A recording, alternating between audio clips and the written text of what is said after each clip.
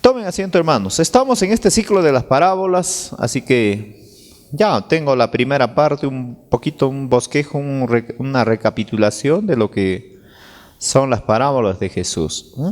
Así que pensando en las parábolas, hay parábolas en los evangelios, pero también hay en el Antiguo Testamento, como habíamos visto en la primera parte. Las parábolas en el libro de Mateo, está por ejemplo el trigo y la cizaña, el tesoro escondido, la perla del gran precio, la red, el siervo ahí está malquito, hermanos, los obreros de la viña, los 2 hijos, las bodas, las vírgenes, recuerden las 10, ¿no? Los talentos. Pero también encontramos en el pasaje, en 2 pasajes en el libro de Marcos, que esencialmente es de la semilla y luego del vigilante, ¿no? Encontramos parábolas en el libro de Mateo y Lucas, que ya tiene que ver con evangelios sinópticos. Y esos son los 2 constructores, la de la levadura, de la oveja perdida. Encontramos también solamente en el evangelio de Lucas. Y Lucas es uno de los libros en donde encontramos la mayor cantidad de parábolas.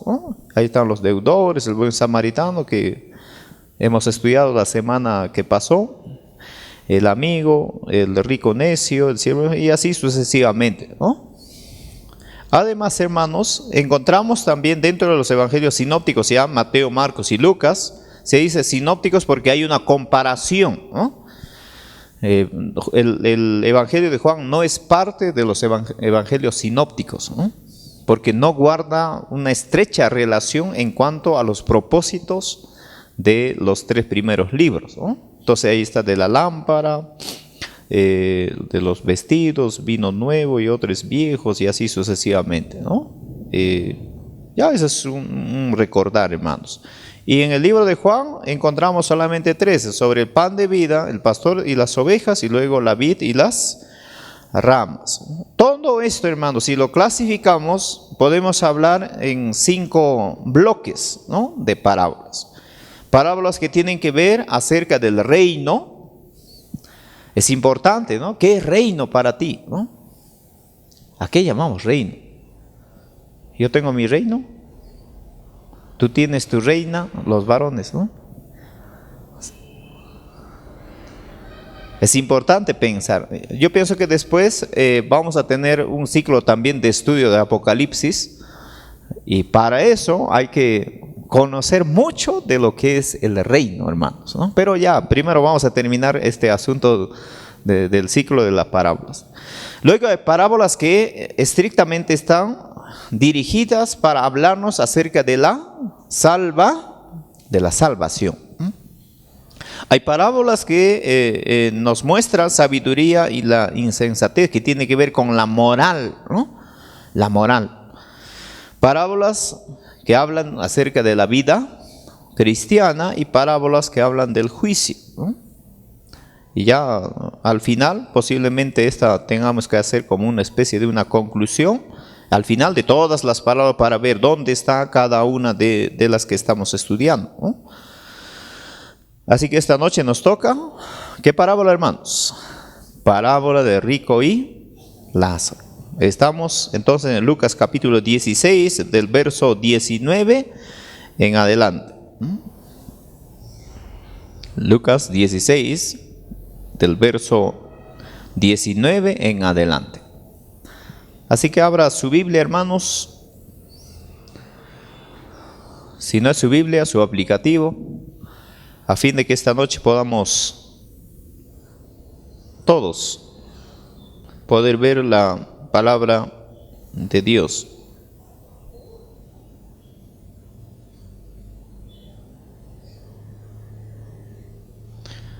Dice la Escritura, hermanos: había un hombre rico que se vestía de púrpura y de lino fino y hacía cada día banquete con esplendidez.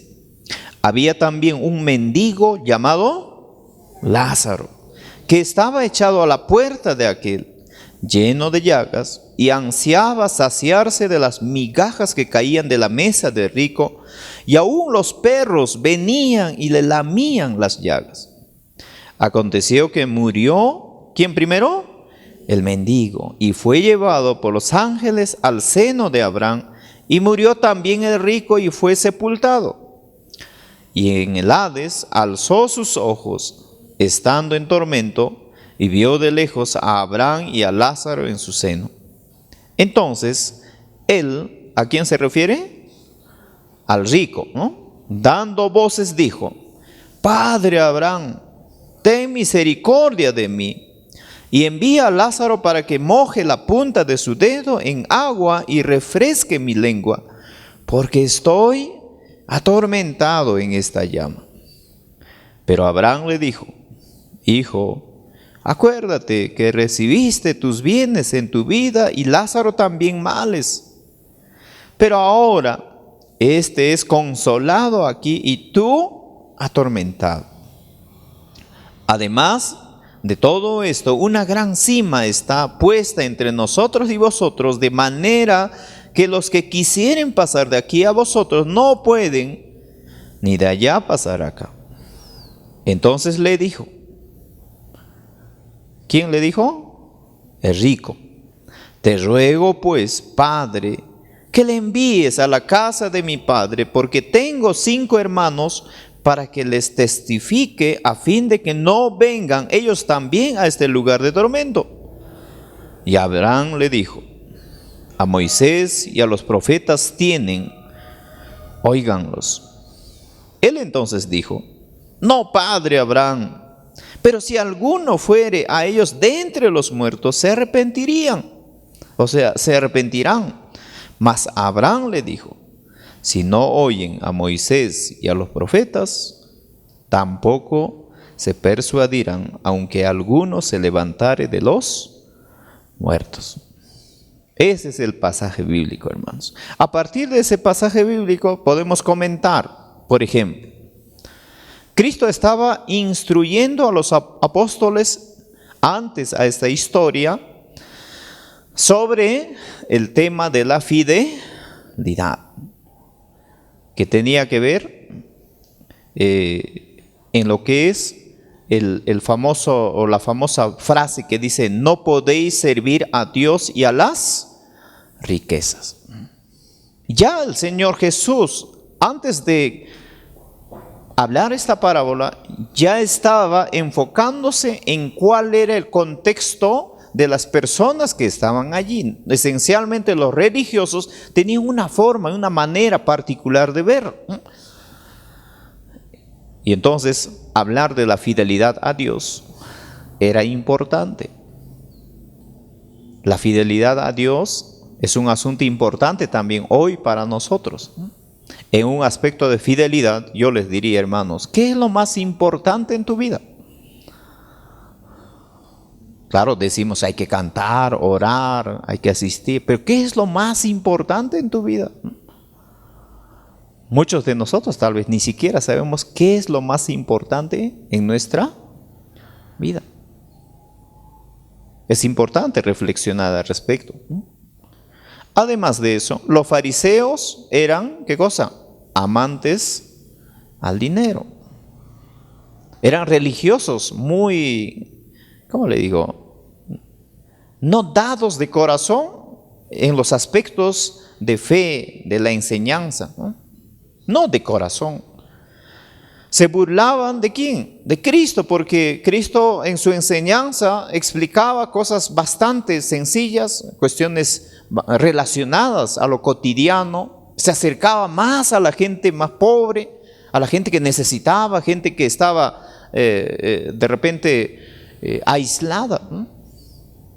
Eso era Jesús. Pero los fariseos, ¿qué eran? Eran hombres petulantes, alzados, con mucho orgullo. Entonces imaginen, y siempre hoy en día en nuestro contexto también pasa eso, pasa eso. Muchos en su contexto hoy también, cuando vemos estas prioridades, hay prioridades pensando humanamente, pensando, ¿qué es lo que necesita nuestra iglesia, hermanos? ¿Qué necesita? ¿Una construcción nueva? ¿Necesita nuevos pastores? ¿Necesita nuevos líderes? ¿Necesita qué? ¿Qué? A veces humanamente hablando podemos decir esto, aquello. Pero tal vez no es voluntad de Dios lo que nosotros tratamos de soñar. Por eso es importante pensar en la demanda de Dios. ¿Qué es lo que Dios pide de nosotros? Y en el Antiguo Testamento ya había una exigencia del Señor, ¿no?, para con su pueblo, que deberían amar no solamente a Dios, sino también a su prójimo como a ellos mismos, ¿no? Pero los religiosos, más que amar a su prójimo, ¿cuál era su amor, hermano? ¿O hacia dónde estaba direccionado? Al dinero. Se burlaron de Cristo al escuchar esta enseñanza, pero Cristo explicó que lo que los hombres tienen por sublime delante de Dios es abominación delante de Él. Ya Cristo ya les estaba confrontando al respecto, ¿no? Y más adelante relató la historia de un hombre rico que tenía una gran fortuna y comía espléndidamente cada día, pero rehusaba darle comida ¿a quién? A Lázaro, el mendigo. Muchas cosas son difíciles de entender para nosotros según nuestro contexto, hermanos, ¿no? Y creo que en algunas predicaciones, en algún domingo yo dije, por ejemplo, si yo fuera un fariseo, y a ver, ¿quién no tendría una oreja? Ya, uno de ustedes, ¿no? Como fariseo, lo que determinaba yo era, voy a poner, disculpe hermana Glorita, a la hermana Gloria, ¿no?, le faltaría una orejita, ¿no? Yo decía, esta mujer está pagando el pecado, o bien suyo, o bien de su padre, o bien de su abuelo. O sea, el fariseo no era, pues, se acercaba y decía, Glorita, amiga o hermana, ¿qué te pasa? ¿Cómo te sientes? O sea, no era una persona que daba apertura, ¿no?, sino los fariseos eran personas que catalogaban en relación a cómo te encontrabas, ¿no? Vamos a imaginarnos, ¿no?, aquí a Carlitos, ¿no?, de repente estaba pasando por la puerta de una mala mujer, que nosotros decimos ahora, ¿no? Solamente por pasar ahí, un fariseo, si le veía, decía, muy bien, tienes que entrar a la purificación. Tienes que purificarte. ¿Por qué? Porque pasaste por un lugar que no debes pasar. Lo otro, hermanos, el fariseo, por su religiosidad, siempre estaba apelando a lo que decían las escrituras para un tanto verse que él sí cumplía las cosas, ¿no? Todas las mujeres tienen su periodo menstrual, ¿no?, a partir de los 12 o 13 años en adelante hasta los 45 a 50 años, ¿no?, promedio.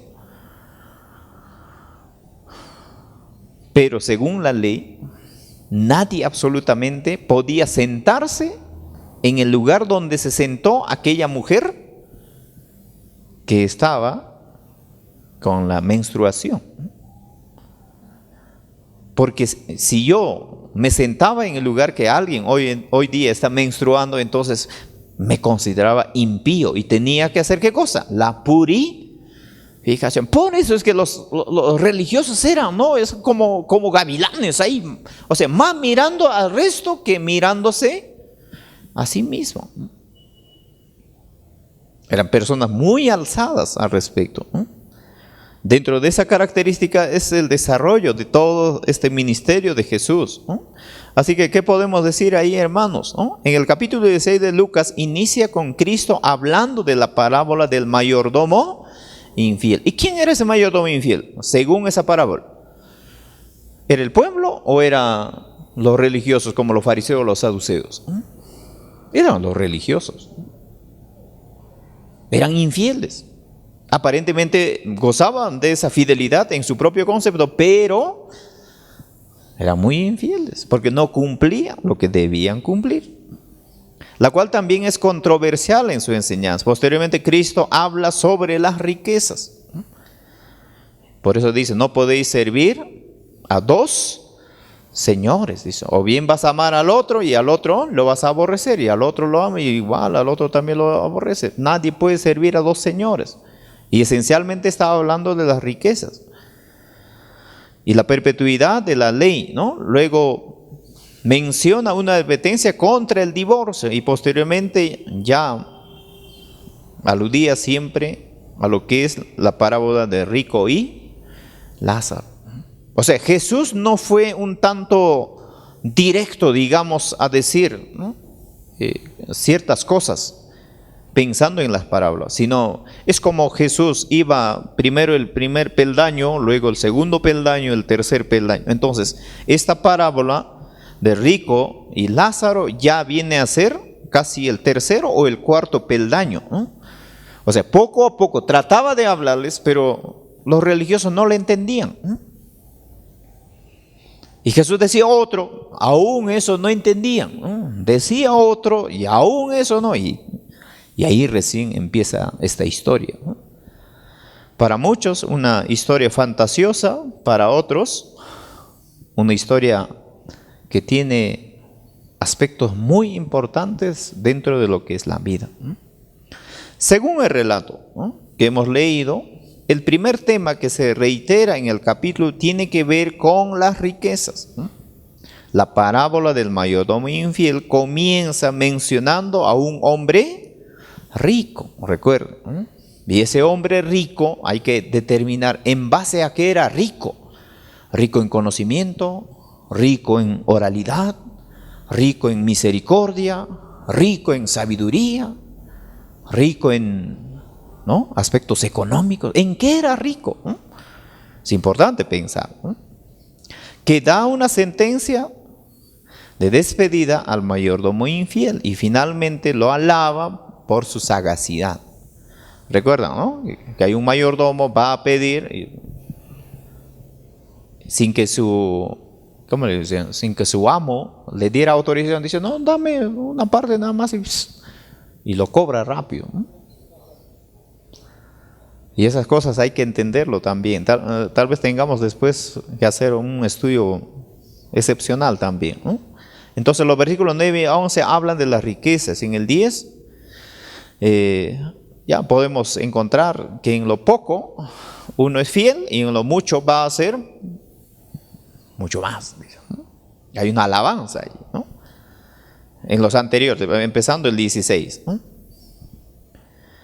El versículo 13 menciona a las riquezas como un rival de Dios en cuanto a la fidelidad de los hombres. El versículo 14 dice que los receptores de las palabras de Jesús en Lucas 16, ¿quiénes eran? Los fariseos, que eran avaros, es decir, codiciaban las riquezas. Claramente, cuando se presenta el primer personaje de la parábola que estudiamos, el hombre rico, inmediatamente el contexto señala no meramente a un hombre que tiene muchas posesiones, sino a alguien que no sirve a Dios, sino ya hay otras cosas, ¿no?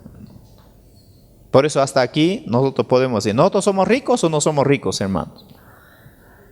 Alguien por ahí me dice, el Hijo de Dios no tiene que ser pobre, el Hijo de Dios es rico. Y a partir de eso también nació la famosa teología de la prosperidad, ¿no?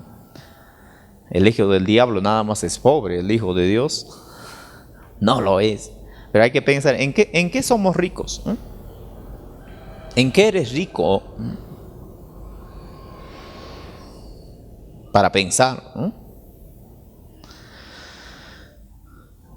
Hermanos, el segundo tema presentado de manera consistente en Lucas 16 tiene que ver con la perpetuidad, permanencia e importancia de la ley de Dios. Eso es importante para nosotros, ¿no?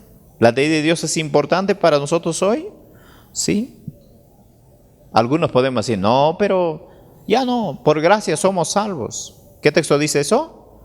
Por gracia sois salvos por medio de la fe. Y esto no es de vosotros, sino es don de Dios, ¿no? Gracia. Un favor no merecido, un regalo. Hermanos, la ley hoy en día para nosotros también es válida. Y el apóstol Pablo en Romanos dice que si no fuera la ley, nosotros no entenderíamos qué es pecado, ¿no? La ley nos ayuda a vivir una vida agradable al Señor, pero no por nuestros hechos Dios nos considera salvos, sino por lo que hemos creído. Ese es el primer paso, ¿no? Esa es la puerta de entrada, ¿no? Ya después empiezan los hechos que tienen que ver con el cumplimiento de las leyes de Dios. Por supuesto, hermanos, si hablamos de las leyes de Dios tenemos que especificar dos cosas. Dentro de las leyes de Dios hay leyes generales y hay leyes particulares. ¿Cuáles leyes son las que hoy en día el cristiano tiene que velar? Sí o sí, son las leyes generales. Las leyes particulares, ya hay que entenderlas con mucha paciencia. Y una de las leyes particulares era esa, la que les dije hace un ratito, que cuando una mujer menstruaba o cuando había un cadáver muerto, entonces uno no tenía por qué tocar o por qué sentarse, ¿no? Porque si tocabas si te sentabas allí, entonces ya eras impía o impío, ¿no? Ya no eras digno de ser llamado como tal. Un cristiano debe ser fiel en su comportamiento, puesto que obedece a lo establecido en el 9º mandamiento. Dice, no darás falso testimonio en contra de tu prójimo. Entonces, hermanos, después de este preámbulo anterior al versículo 19 que empieza esta historia, son esas dos ideas, ¿no? Pensando ya en la parábola misma, dice, el primer personaje que se nos presenta en la parábola es el hombre rico. Este hombre efectivamente posee un estado socioeconómico elevado, porque el texto lo dice así, ¿no? ¿Qué dice? ¿Cuáles eran las características? Dice, se vestía de púrpura. A ver, ¿quién de los hermanos que está aquí está vestido de púrpura? ¿Quién? Nadie. Oye, ¿no sabemos qué color es púrpura? Púrpura. ¿Ah? Morado. Pero ese morado intenso, ¿no? No es el morado, ya, morado un poco claro, no es, ¿no? Y lino fino. ¿Por qué el color púrpura aquí es trascendental, hermano? ¿Por qué no era rojo? ¿O por qué no era blanco? ¿Por qué no era celeste? Hay que entender mucho, ¿no? Por eso en un estudio bíblico tratamos de minimizar ciertas cosas, ¿no? Si pudiéramos minimizar mucho más, yo creo que todas las noches tendríamos que estudiar. Pero rápidamente les digo, hermanos, cuando Moisés, por mandato de Dios, mandó construir el arca del pacto, y alrededor del arca del pacto habían esas cortinas, ¿no? ¿Qué color creen que eran esas cortinas? Era púrpura, ¿no? O sea, púrpura para el pueblo de Israel era un color, a ver, para las chicas, ¿qué color es más preciado ahora? ¿Negro? Ya, para algunos blanco, ¿no?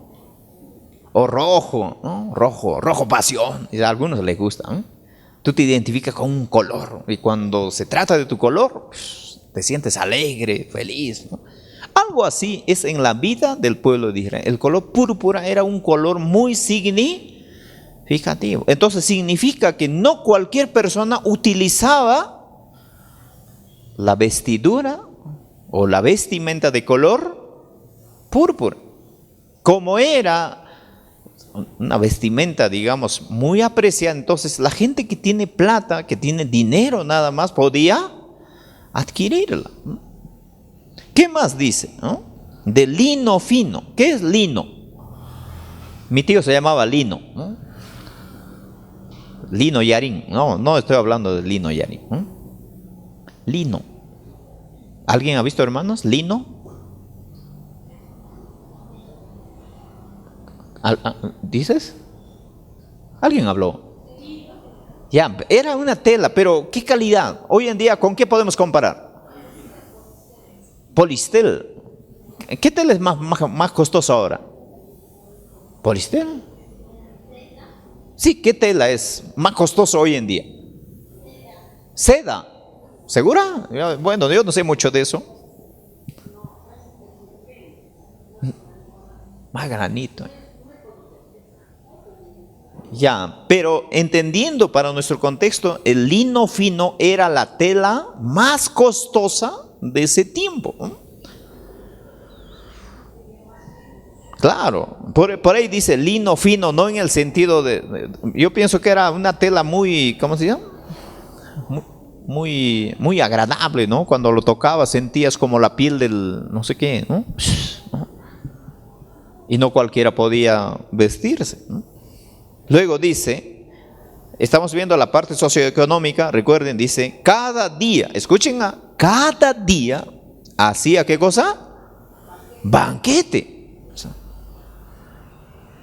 A ver, nosotros ¿cuántas veces hacemos banquete? Ya sé que todos los días, pero en nuestra manera de hacer, ¿no? Pero esta persona lo hacía posiblemente con sus invitados y era de lujo, pues, ¿no? Más o menos sería como especie de una cena, ¿cómo le llamaron ustedes? ¿De los jóvenes? Una cena de gala, pues, ¿no? Una cena de gala en donde tú tienes que ir con tu terno, taco bien vestido, ¿no?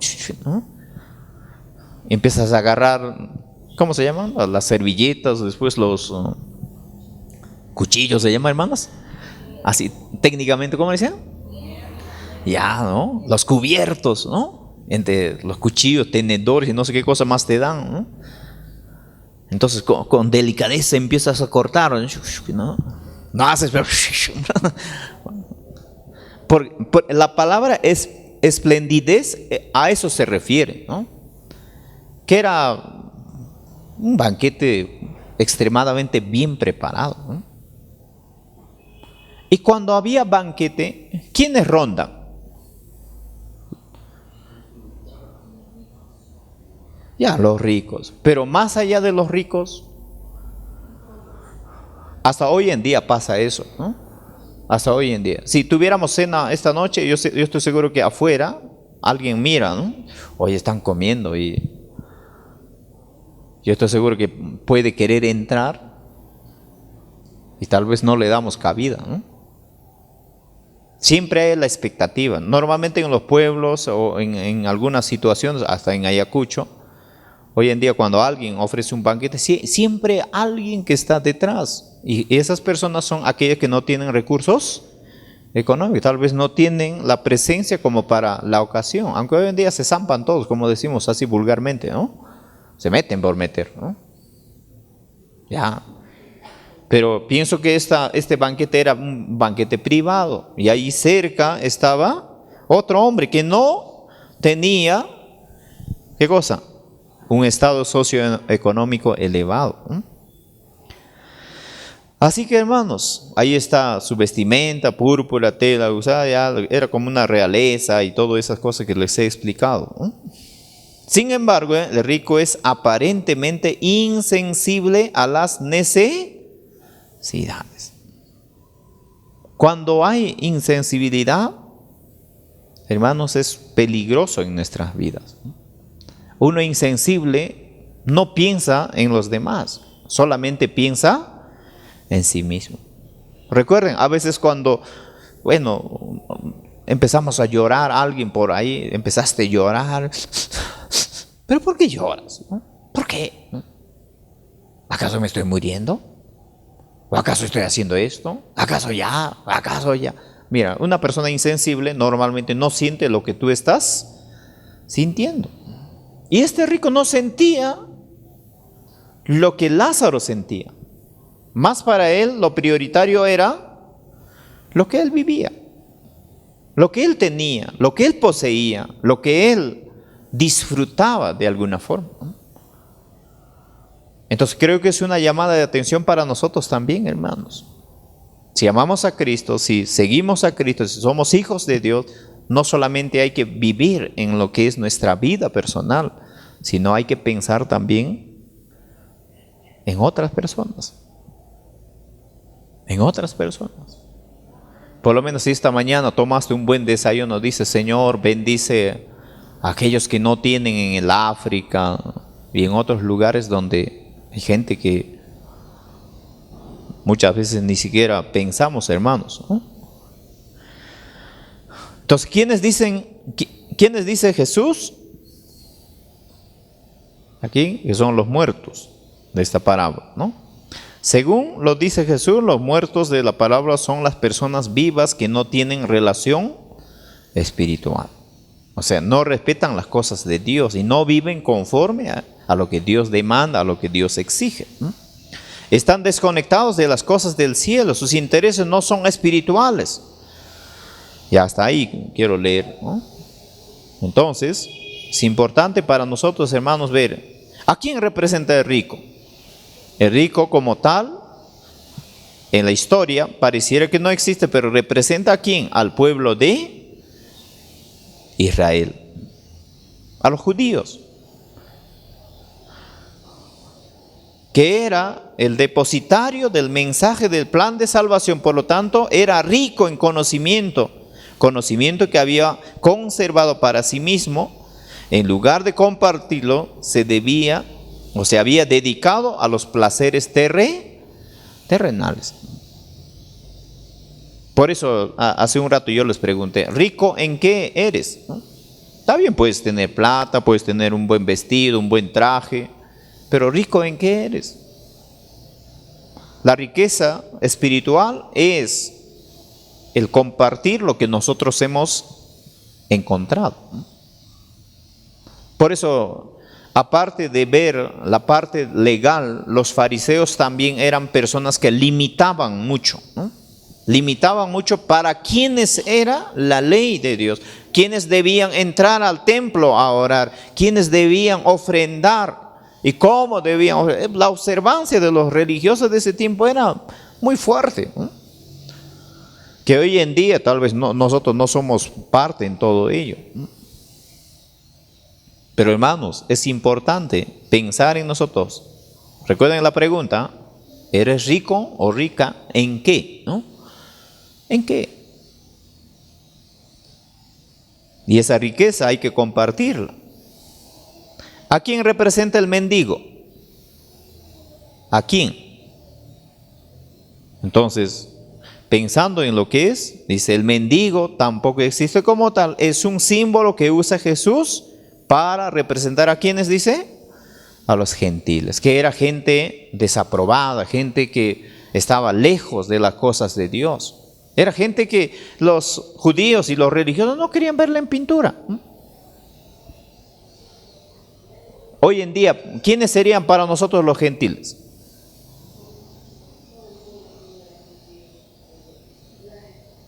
Ya, pero esencialmente, ¿quiénes serían los gentiles para nosotros hoy?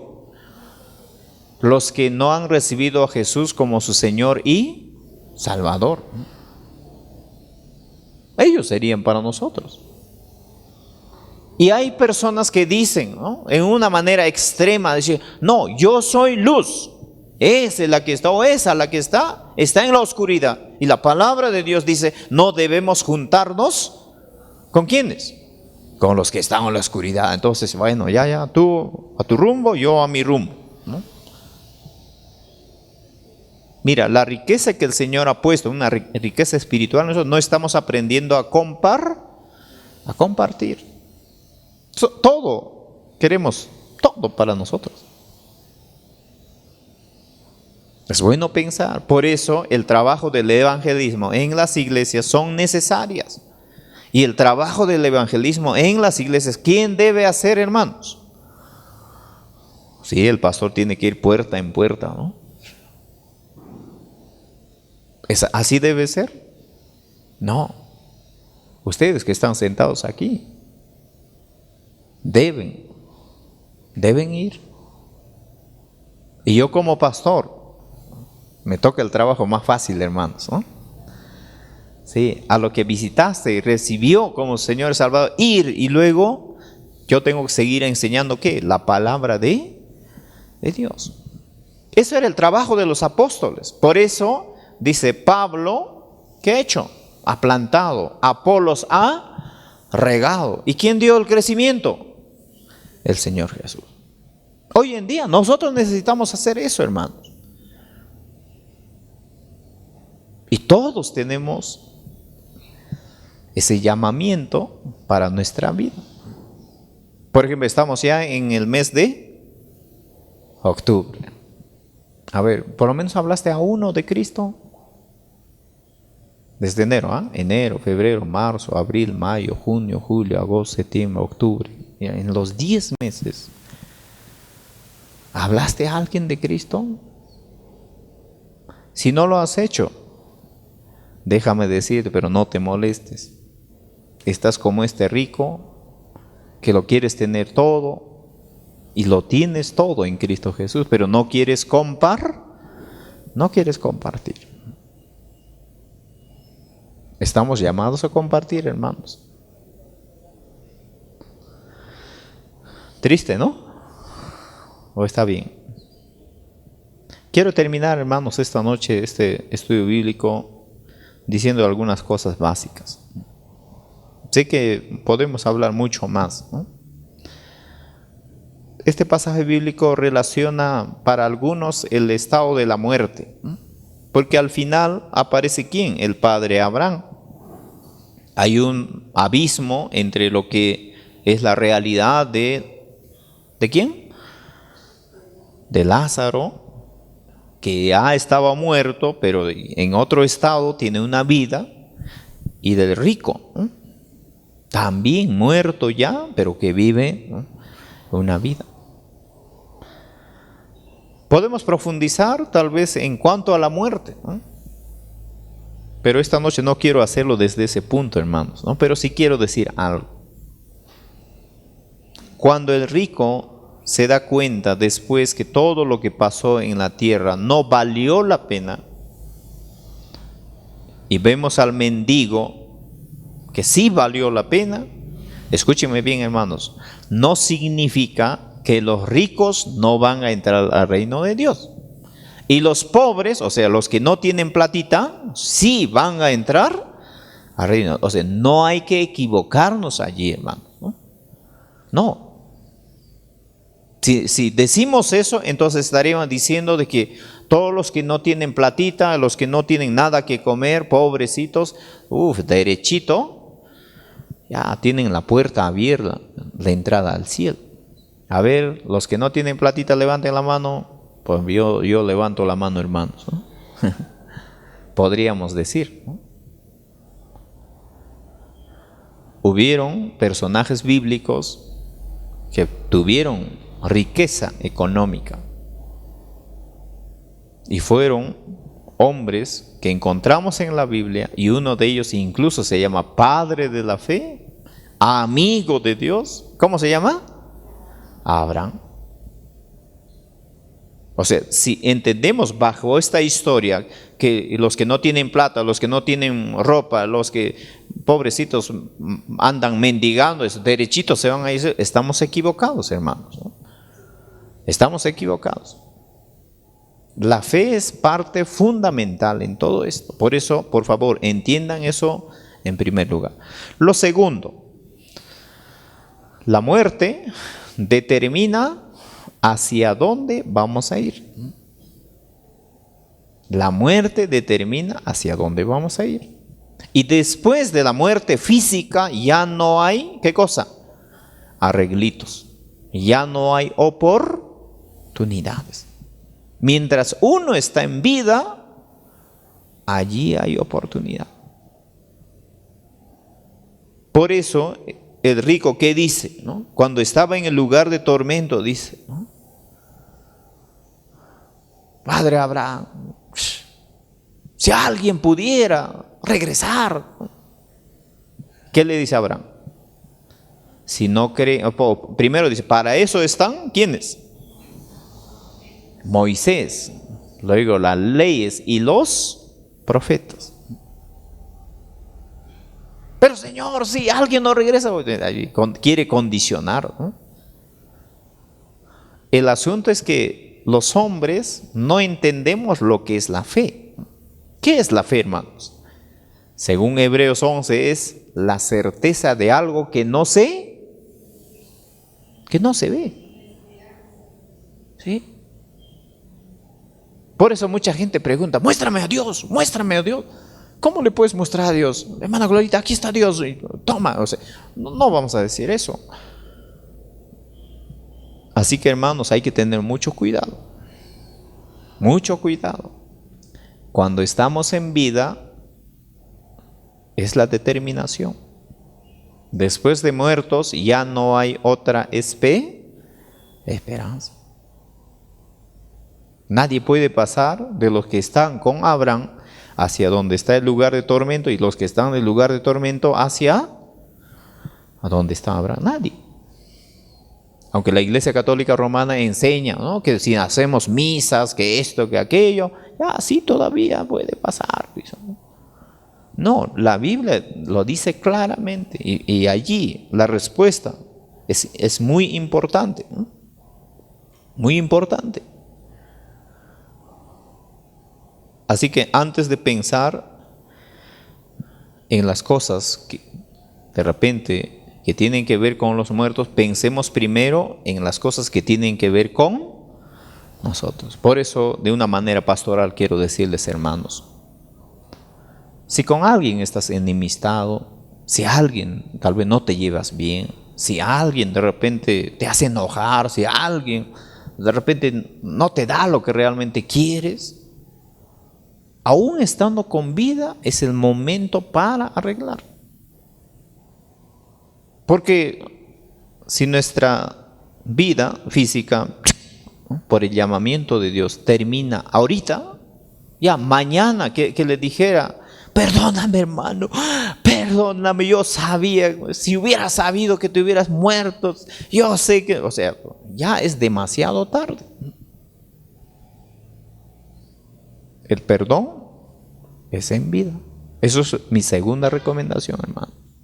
Piensa de repente en papá, en mamá, en amigos, en vecinos, en vecinas, entre esposos, con hijos o con personas que son familiares. Piensa, ¿cómo es tu vida personal?